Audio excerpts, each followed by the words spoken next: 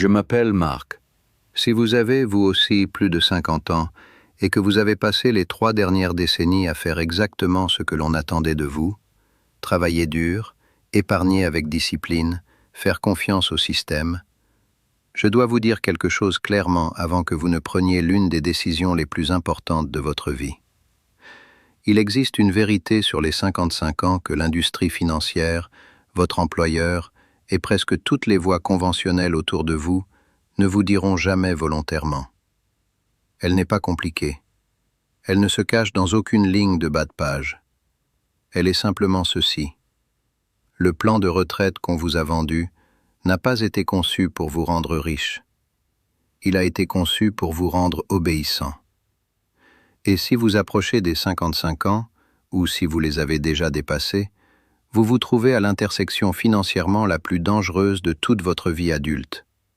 Non pas parce que vous avez échoué, mais parce que le chemin qu'on vous a dit de suivre n'a jamais été construit pour vous mener là où vous aviez réellement besoin d'aller. Je ne vais pas vous dire que tout va bien se passer. Ce n'est pas ce dont vous avez besoin de moi maintenant. Ce dont vous avez besoin, c'est de clarté. Et la clarté, à 55 ans, est l'actif le plus précieux que vous puissiez posséder. Laissez-moi vous montrer ce qui se passe réellement pour les personnes dans votre situation en ce moment. Une vaste enquête menée par l'un des instituts de recherche sur la retraite les plus respectés a révélé que près de la moitié des Français de plus de 55 ans, des personnes qui ont cotisé assidûment à leur retraite par répartition et à leur complémentaire Agirc-Arrco, des personnes qui n'ont pas dilapidé leur argent, disposent de moins de l'équivalent de 2 à 3 ans de dépenses courantes en épargne. La moitié. 2 à 3 ans de dépenses moyennes, avant même de tenir compte de l'inflation des mutuelles seniors, avant un seul imprévu, avant le type de maladie prolongée qui touche plus des 2/3 des personnes après 65 ans. Ce ne sont pas des personnes irresponsables. Elles ont suivi le plan. Elles ont fait confiance aux projections. Et elles arrivent au seuil de la retraite avec la réalisation silencieuse et nauséabonde que les chiffres ne s'additionnent pas de la façon qu'on leur avait promise. C'est la vérité la plus profonde derrière les statistiques. Tout le cadre de pensée qu'on vous a donné pour réfléchir à l'argent, au temps et à la retraite repose sur des prémices qui s'effondrent silencieusement depuis 20 ans. Et si vous ne comprenez pas ces prémices et exactement pourquoi elles défaillent, vous ne pourrez rien construire de réel pour les remplacer. Commençons donc par le début du système. Pour comprendre pourquoi la planification de la retraite échoue pour tant de personnes dans la cinquantaine et la soixantaine, il faut comprendre ce pourquoi il a été conçu à l'origine. Le concept de retraite tel que nous le connaissons a été formalisé au XXe siècle, à une époque où l'espérance de vie en France était bien plus courte qu'aujourd'hui. La retraite par répartition, le système de solidarité intergénérationnelle auquel vous avez cotisé toute votre carrière, a été pensé comme un filet de sécurité à court terme, pas comme un mécanisme capable de soutenir des décennies de vie avec dignité et confort. La mathématique était gérable parce que l'écart entre l'âge de départ à la retraite et le décès était petit. La promesse tenait dans les chiffres. Regardez où nous en sommes aujourd'hui. L'espérance de vie en France dépasse régulièrement les 83 ans pour les femmes et les 80 ans pour les hommes, et elle progresse à chaque génération. Beaucoup de personnes dans votre situation vivront jusqu'à 87, 90 ans. Cela signifie que si vous prenez votre retraite à 65 ans, vous financez potentiellement 20, 25 ou même 30 années de vie à partir d'un patrimoine qui n'a jamais été dimensionné pour durer aussi longtemps. Vous essayez de traverser un désert de 500 km avec un véhicule conçu pour un trajet de 10. Le véhicule n'est pas en panne. Il n'a simplement jamais été conçu pour le voyage que vous êtes réellement en train de faire. Et pourtant, les banques, les conseillers en gestion de patrimoine rémunérés à la commission et non à votre profit, continuent de vous vendre le même véhicule, avec les mêmes projections optimistes, habillés en langage légèrement actualisé. Le plus présent de ces cadres obsolètes est la règle des 4%, l'idée que vous pouvez retirer 4% de votre portefeuille chaque année à la retraite sans l'épuiser. Cette règle a été dérivée d'une seule étude, utilisant des données historiques du marché américain, pendant une période spécifique d'inflation stable et de rendement obligataire élevé. Aucune de ces conditions ne décrit de façon fiable l'environnement actuel en France. La règle des 4% nécessite 3 conditions pour fonctionner. Votre portefeuille doit générer un rendement réel annuel moyen d'au moins 6 à 7%. L'inflation doit rester modeste et vous ne devez pas subir de baisse significative des marchés dans les premières années de votre retraite. Si l'une de ces 3 conditions fait défaut, le calcul s'effondre. Et en ce moment, dans le monde réel que nous habitons, les 3 sont sous pression simultanée. La 3e condition est celle qui reçoit le moins d'attention et qui a les conséquences les plus dévastatrices. Elle s'appelle le risque de séquence des rendements. Il ne s'agit pas du rendement moyen que génère votre portefeuille sur la durée. Il s'agit de l'ordre dans lequel ces rendements arrivent. Imaginez 2 retraités avec des portefeuilles identiques, 1 million d'euros chacun, retirant chacun 40 000 euros par an. Le retraité A connaît de fortes hausses pendant les 5 premières années, puis une baisse. Le retraité B subit la même baisse les 5 premières années, puis les hausses. Sur le papier, en moyenne sur 20 ans, les 2 portefeuilles génèrent des rendements identiques. Mais le retraité B se retrouve à court d'argent presque une décennie avant le retraité A. La raison est précise. Quand les marchés baissent et que vous retirez simultanément des fonds pour vivre, vous vendez des actifs à des prix déprimés. Vous cristallisez des pertes de façon permanente. La reprise qui s'ensuit vous profite bien moins, parce qu'il vous reste beaucoup moins de parts pour en bénéficier. La mathématique des intérêts composés travaille contre vous avec la même force qu'elle travaillerait pour vous si vous étiez encore en phase d'accumulation. Et vous ne pouvez pas annuler ce dommage, quelle que soit la performance des marchés par la suite. Ce n'est pas de la théorie. C'est ce qui s'est passé pour ceux qui ont pris leur retraite juste avant l'éclatement de la bulle Internet.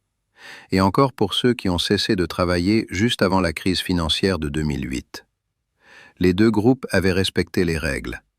Les 2 avaient des portefeuilles diversifiés entre assurance-vie, PER et fonds en euros. Les 2 avaient épargné de façon responsable pendant 30 ans. Et le simple timing, imprévisible, incontrôlable, a détruit une décennie de sécurité financière pour des millions de personnes qui avaient mérité bien mieux. Superposez maintenant l'inflation réelle à tout cela. Non pas les indices officiels, l'inflation de la vie concrète, courses alimentaires, énergie, mutuelles, médicaments en traitement continu que vous aurez besoin de prendre de plus en plus souvent en vieillissant.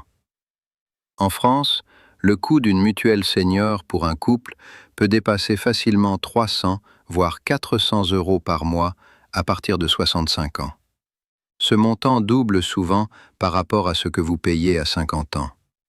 Ce choc est rarement intégré correctement dans les projections de retraite. Et si vous avez construit vos projections en supposant que vos dépenses n'augmenteraient qu'avec l'inflation officielle, vous êtes déjà en retard, avant d'avoir retiré le moindre euro.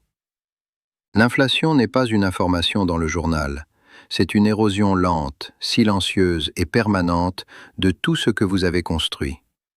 C'est la termite dans les fondations de votre retraite, qui travaille invisiblement pendant que vous admirez la façade. Et puis il y a les coûts de santé et de dépendance, l'endroit où l'écart entre ce que les gens planifient et ce qu'ils vivent réellement est le plus large.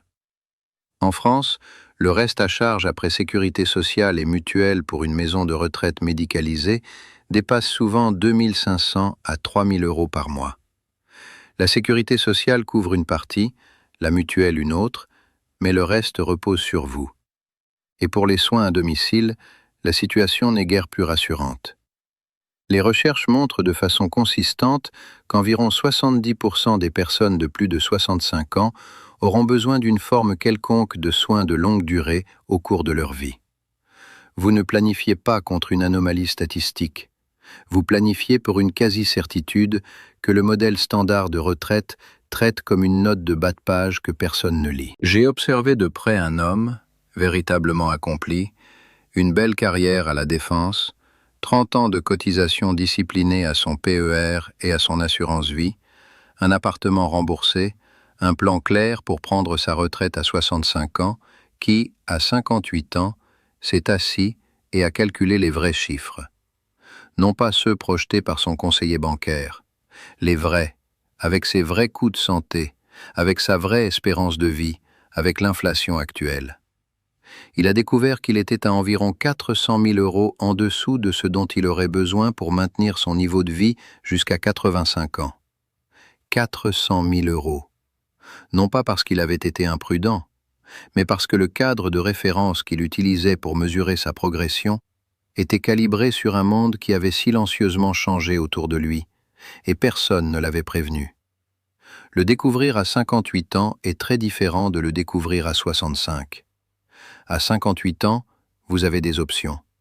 Vous avez une capacité de génération de revenus. Vous avez du temps pour corriger le tir. À 65 ans, les options se resserrent brusquement, et aucune d'elles n'est confortable. C'est pourquoi l'acte financier le plus important que vous puissiez accomplir à 55 ans est celui qu'aucun conseiller en patrimoine ne vous suggérera probablement dans ces termes exacts. Effectuez un audit complètement honnête et impitoyable de l'endroit où vous en êtes réellement. Non pas là où les projections disent que vous serez, non pas là où vous devriez être selon le plan que vous aviez dressé à 40 ans, là où vous êtes maintenant, en chiffres réels. Calculez vos soldes actuels à leur valeur présente. Estimez vos dépenses mensuelles réelles à la retraite, en incluant la santé, pas en l'excluant. Faites tourner ces chiffres avec des hypothèses de rendement conservatrices, 3 à 4% de rendement réel annuel, inflation à 3,5%, pas à 1,5. Comprenez le montant de votre retraite de base et de votre complémentaire à différents âges de départ et calculez précisément ce que cette différence représente sur 20 ans. Et déterminez, sans phare, si votre trajectoire actuelle comble l'écart entre ce que vous avez et ce dont vous aurez réellement besoin. La plupart des gens n'ont jamais effectué cet exercice honnêtement. La plupart naviguent vers la retraite avec quelque chose qui ressemble davantage à un sentiment qu'à un calcul. Un sentiment n'est pas un plan financier, c'est un souhait financier. Une fois que vous disposez du tableau honnête, la prochaine chose à comprendre est que, à 55 ans, votre levier financier le plus puissant n'est pas votre allocation d'investissement. Ce n'est pas de savoir si vous êtes en fonds euros ou en unités de compte dans votre assurance vie. C'est votre revenu. Plus précisément, c'est la capacité à prolonger votre vie économique productive de façon stratégique, non par désespoir financier, mais comme un choix délibéré qui protège tout ce que vous avez déjà bâti. La décision de l'âge pivot, quand prendre votre retraite, illustre cela clairement. Chaque trimestre manquant réduit le montant de votre pension à vie. À l'inverse, chaque année travaillée au-delà du taux plein améliore votre retraite de façon permanente. Pour un couple où les deux partenaires ont des carrières contributives, l'optimisation stratégique du timing de départ peut représenter une différence de plusieurs centaines de milliers d'euros en bénéfices cumulés sur une vie. Ce n'est pas une optimisation marginale, c'est une décision structurellement significative, et une décision que l'on ne peut prendre avec sagesse que lorsqu'on arrive à ce moment-là avec des options financières, pas avec de la détresse financière. Chaque année de revenus productifs prolongés permet également à votre portefeuille existant d'accumuler une année supplémentaire d'intérêts composés sans retrait, tout en réduisant simultanément votre exposition au risque de séquence des rendements pendant la période la plus vulnérable de la retraite. Mais cette stratégie suppose que vous reconnaissiez quelque chose que l'industrie financière énonce rarement directement. À 55 ans, votre expérience, votre jugement et vos décennies d'expertise sont des actifs financiers. Ils sont mobilisables. Le savoir que vous portez, construit à travers des années de vraies décisions avec de vraies conséquences, est extraordinairement précieux sur un marché qui sous-estime chroniquement les professionnels expérimentés. Conseil. Rôle de direction fractionné. Position dans des conseils d'administration. Mentorat spécialisé. Il existe une économie croissante d'organisations qui ont genuinement besoin de la sagesse institutionnelle que seule l'expérience accumulée peut fournir.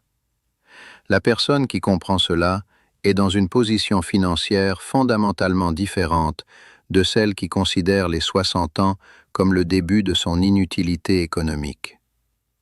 Il y a encore une chose que je veux aborder, parce que je crois qu'elle explique plus sur les raisons pour lesquelles tant de personnes arrivent à cette intersection sans préparation que n'importe quel mécanisme financier. La raison pour laquelle la plupart des personnes de plus de 55 ans n'agissent pas sur la clarté financière, même quand elles ressentent l'anxiété, même quand elles comprennent intellectuellement les chiffres, n'est pas mathématique. C'est l'habitude profonde, construite sur des décennies au sein de systèmes institutionnels, de traiter le présent comme transitoire et l'avenir comme l'endroit où la vraie vie commence. Nous avons passé nos 30 et 40 ans à reporter. Reporter les investissements dans la santé. Reporter la confrontation financière. Reporter le règlement de compte que nous savions qui viendrait. Nous nous disions que nous construisions vers quelque chose. C'était vrai. Mais nous nous entraînions aussi à vivre dans l'anticipation plutôt que dans la réalité. Transportée dans la cinquantaine et la soixantaine, cette habitude devient véritablement coûteuse. Car l'avenir n'est plus théorique. Il arrive à l'heure. Et chaque année passée à fonctionner sur des fictions confortables est une année de capacité corrective que vous ne pouvez pas récupérer. À 55 ans, vous avez encore environ 10 à 15 années de pleine capacité cognitive et physique avant que l'âge ne commence à imposer des contraintes réelles à votre éventail d'options. Pas à votre vie, mais à votre gamme de choix. La capacité de prendre des décisions audacieuses, d'assumer un risque intelligent, de construire quelque chose de nouveau à partir d'une base de connaissances durement acquises, et d'être pleinement présent pour les personnes et les projets qui comptent vraiment, cette capacité est disponible pour vous maintenant, intégralement. Elle ne le sera plus également à 75 ans. Une partie en sera déjà réduite à 70 ans. Ce n'est pas du pessimisme, c'est de l'arithmétique appliquée à la biologie humaine. Et l'ignorer est l'erreur la plus coûteuse qu'une personne de 55 ans puisse commettre. Cessez de traiter les 55 ans comme le début d'un compte à rebours vers les 65. Commencez à les traiter comme une échéance pour la clarté. Car la personne qui arrive à 65 ans avec un tableau financier honnête, une stratégie de revenus délibérée et un plan construit sur de vrais chiffres plutôt que sur des projections optimistes, cette personne n'entre pas dans la vieillesse. Elle entre dans le chapitre le plus intentionnel de son existence. Le travail maintenant n'est pas le travail de la patience. Ce n'est pas le travail d'espérer que les marchés coopèrent ou que les projections finissent par se réaliser. Le travail maintenant, c'est le travail des yeux ouverts, des chiffres honnêtes et du refus de laisser des suppositions confortables gouverner des décisions qui façonneront la façon dont vous vivrez pendant les 30 prochaines années. Vous avez trop construit, trop appris, pour abandonner le dernier chapitre de votre vie financière à un système conçu pour un monde qui n'existe plus. Vous avez tout ce qu'il faut pour faire ce travail. La seule chose qui se dresse entre vous et une retraite construite sur la réalité plutôt que sur l'optimisme, c'est la volonté de regarder la vérité sans ciller et l'engagement d'agir sur ce que vous voyez à partir d'aujourd'hui.